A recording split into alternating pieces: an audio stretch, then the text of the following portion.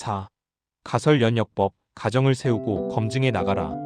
가설연역법, 하이포세티코 디덕티브 메서드는 먼저 가설을 설정하고 그 가설이 참일 경우 어떤 결과가 따라야 하는지를 논리적으로 예측한 뒤 실제 관찰 결과와 비교하여 가설을 검증하는 사고방식이다. 과학적 탐구에서 널리 사용되는 이 방식은 셜록 홈스의 추리에 있어서도 자주 나타난다. 그는 자주 만약 A라면 B일 것이다 라는 형태의 추론을 통해 진실에 접근한다. 대표적인 예는 네 사람의 서명에서의 장면이다. 홈스는 왓슨의 발등에 묻은 진흙을 보고 그가 우체국에 다녀왔다는 사실을 추리한다.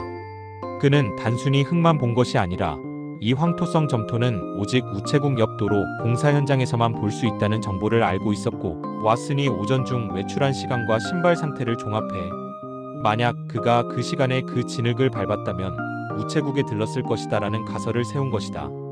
그리고 이 가설은 관찰 결과와 정확히 맞아떨어진다.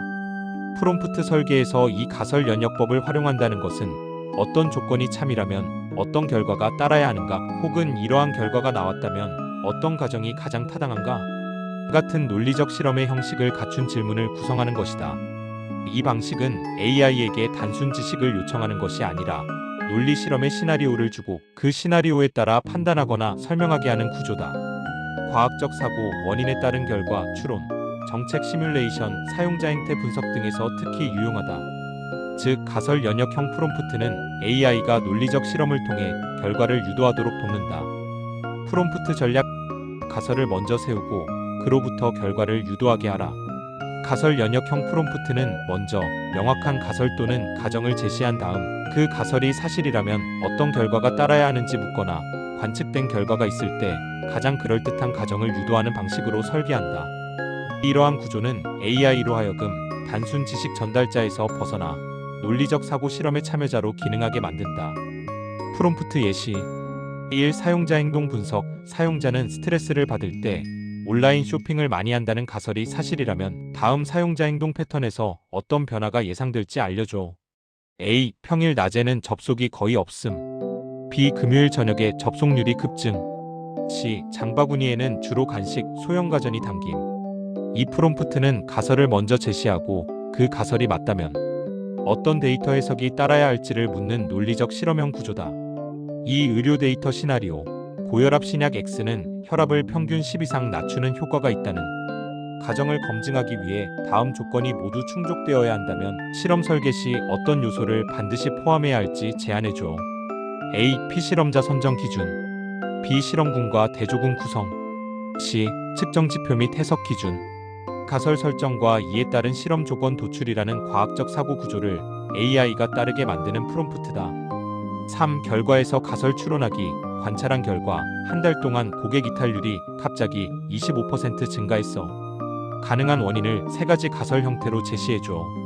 각 가설은 만약 XX라면 이탈률이 증가했을 것이다의 구조를 따르도록 하고 각 가설마다 검증 가능한 지표를 1개 이상 함께 제안해줘. 이 예시는 결과가 먼저 주어진 뒤 그에 적합한 가설을 구성하고 검증 기준까지 설계하는 복합적 추론형 프롬프트다. 4. 픽션 스토리 전개 실험. 주인공이 처음부터 범인의 정체를 알고 있었다면 이야기의 결말은 달라졌을 것이다 라는 가정을 바탕으로 다음에 맞게 줄거리를 다시 써줘. 기존 줄거리. 주인공은 탐색과 추적 끝에 마지막 장면에서 범인과 마주친다.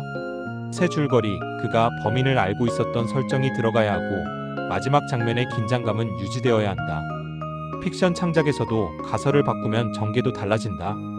가정 변화에 따른 결과 변화를 논리적으로 설계하게 만드는 창의적 응용형 프롬프트다. 요약. 가설 연역형 프롬프트는 사고 실험을 설계하는 방식이다. 가설 연역법은 단순한 논리가 아니라 만약 그렇다면이라는 상상력 위의 논리 실험이다. 프롬프트 설계에서 이 방식을 도입하면 AI는 정해진 지식을 꺼내는 도구를 넘어서 가상의 상황에서 논리적으로 추론하고 결과를 예측하거나 해석하는 역할을 하게 된다. 셜록 홈스는 언제나 가정을 세운 뒤 그 가정을 시험했다. 그의 추리는 감각이 아니라 검증 가능성 위에 있었다. AI도 마찬가지다. 질문이 가설을 포함할 때 그 대답은 단순한 요약을 넘어서 논리적 깊이와 방향성을 가진 응답이 된다. 가설은 생각의 씨앗이고 그 씨앗을 던지는 사람이 프롬프트를 설계하는 사용자다.